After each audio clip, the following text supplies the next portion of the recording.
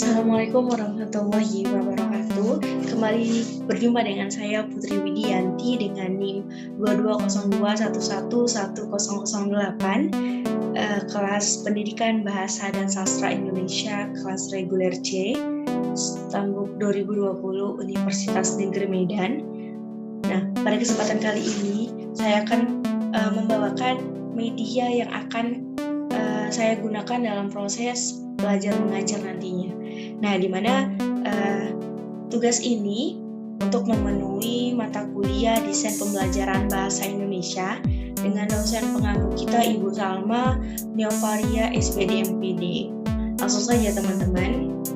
Sebelumnya saya akan membacakan mengenai apa sih media interaktif sendiri.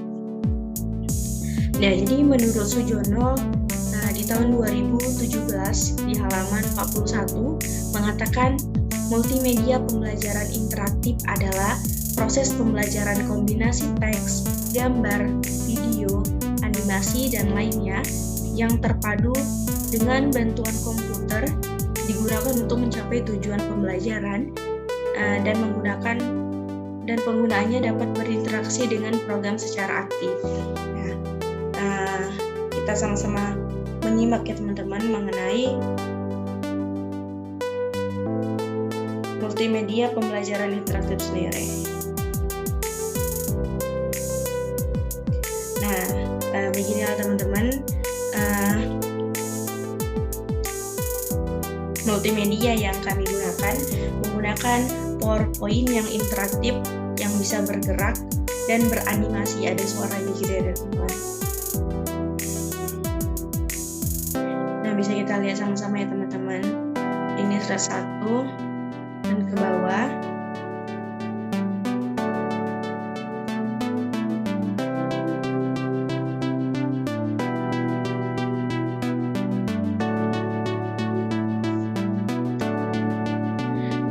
Nah, jadi interaktif media adalah proses mengajar suatu produk maupun layanan digital atau multimedia yang diberikan oleh guru kepada siswa dengan menyajikan konteks pembelajaran seperti teks, gambar, animasi, video, audio, hingga video game.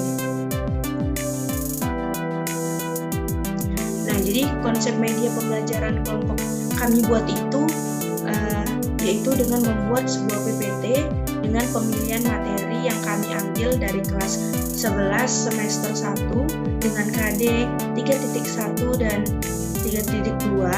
Materi yang kami ambil ialah teks prosedur yang sesuai dengan KD yang kami pilih.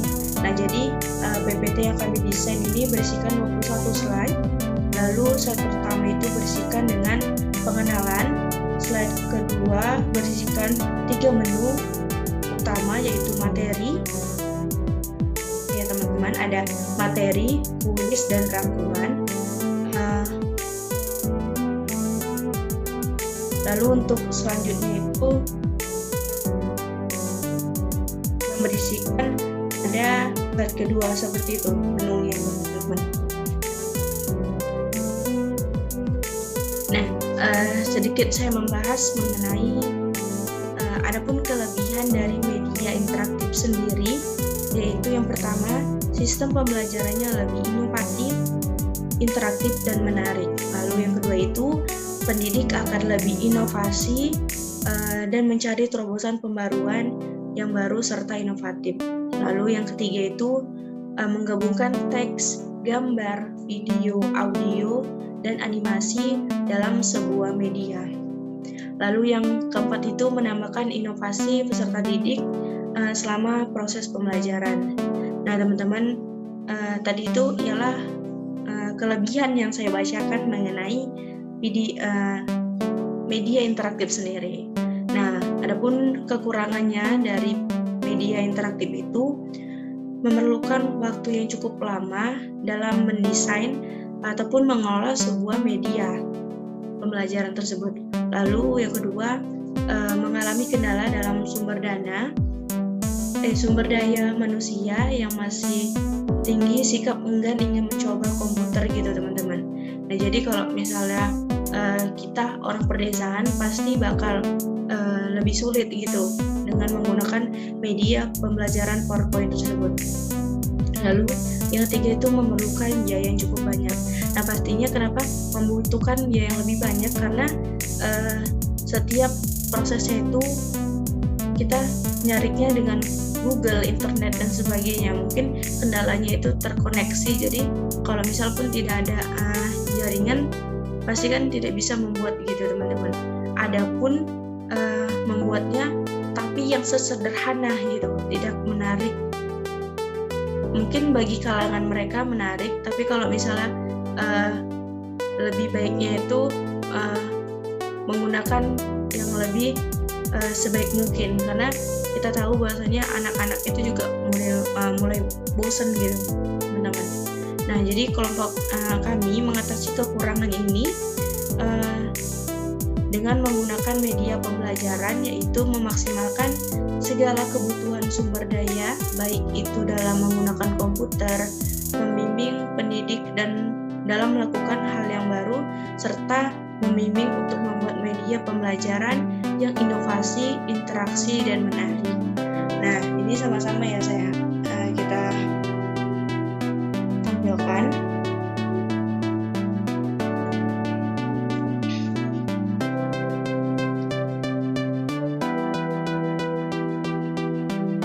Dari slide pertama. Nah, jadi mungkin inilah tampilan media interaktif yang kami buat. Jadi kita pijit mulai.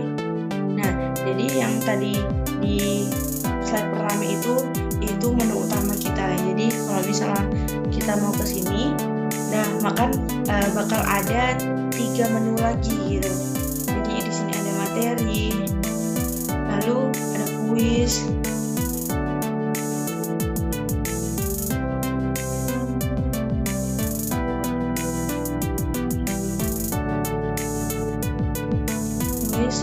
dan rangkuman. Nah, rangkuman ini adalah keseluruhan dari materi yang kita pelajari pada hari ini. Nah, langsung saja ke materi. Jadi di materi tersebut juga sudah ada beberapa subbab lagi tentang pengertian dari teks prosedur, ciri-cirinya, lalu ada strukturnya, lalu ada kaidah kebahasaannya, langkah-langkah menyusun teks prosedur sendiri, dan contoh teks prosedur. Ya, kita lihat sama-sama ya teman-teman. Nah, bisa kita lihat sama-sama ya teman-teman. Baru ke materi. Nah, dia akan kembali lagi ke menu materi gitu teman-teman. Kita coba ciri-ciri.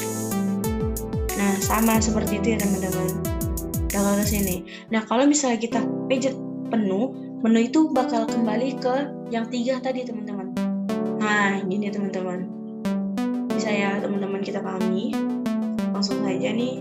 Ini kita coba struktur. Nah, seperti ini teman-teman juga.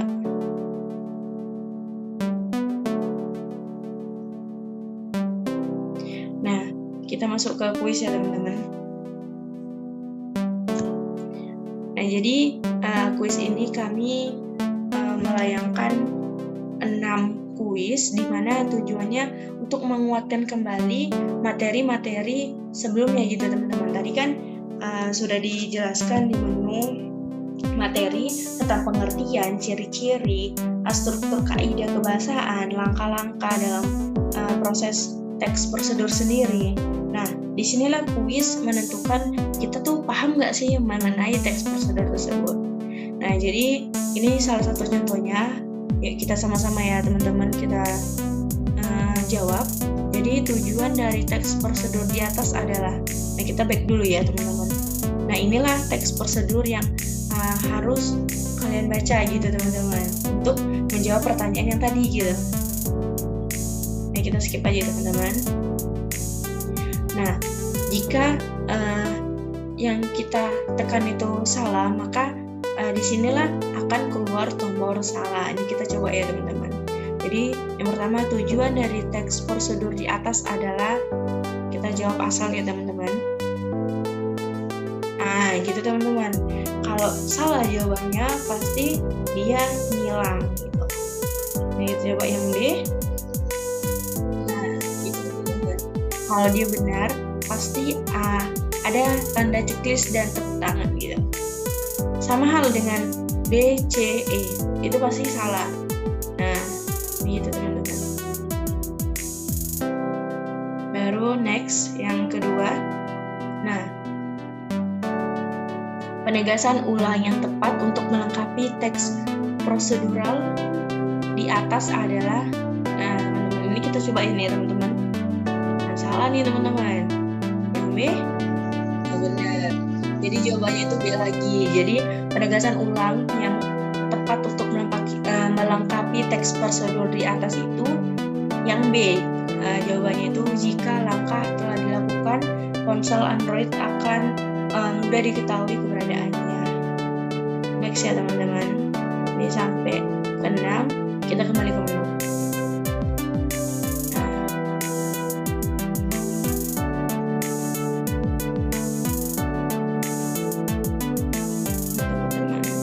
Rangkumannya teman-teman ada di 3 bab tadi yang di menu utama kita.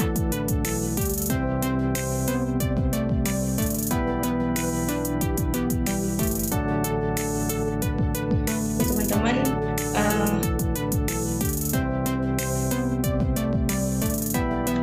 nah mungkin demikianlah pembahasan kita pada kali ini. Jangan lupa like, komen jika bermanfaat untuk media pembelajaran kita pada hari ini. Semoga bermanfaat bagi saya dan bagi teman-teman sekalian mengenai media interaktif yang cocok digunakan pada era sekarang. Nah, mungkin saya akhiri dengan mengucapkan alhamdulillah dan salam. Assalamualaikum warahmatullahi wabarakatuh, dan sampai jumpa teman-teman.